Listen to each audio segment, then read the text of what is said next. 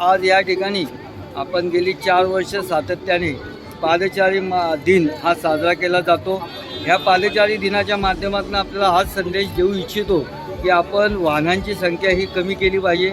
जास्तीत जास्त खाजगी वाहनं रस्त्यावर आणण्याचं प्रमाण कमी केलं पाहिजे, कारण आज आपण जर बघितलं तर हा रस्ता मोकळा श्वास घेतोय, सगळेजण व्यवस्थित चालत आहेत, प्रदूषण कमी होत आहे। त्यामुळे पब्लिक ट्रान्सपोर्टचा जास्तीत जास्त वापर करणे हा त्यामागे मूळ हेतू आहे आणि खाजगी वाहनांची संख्या कमी करणे।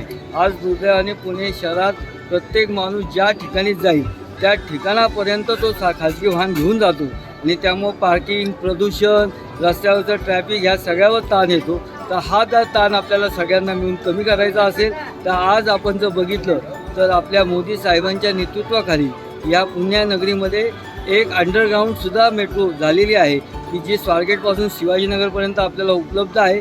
या मध्यवर्ती भागात ज्यावेळेस आपण खरेदीला येतो तर त्यावेळेस मंडई आणि कसबा या 2 मेट्रो स्टेशन जवळ आहेत।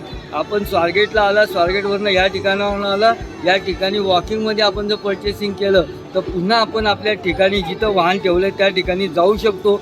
जास्तीत जास्त वाहनांचा, खाजगी वाहनांचा वापर कमी करून पब्लिक ट्रान्सपोर्टचा वापर वाढवावा, अंडरग्राऊंड मेट्रोचा वापर जास्तीत जास्त करावा अशी मी आपल्या सगळ्या नागरिकांना विनंती करतो।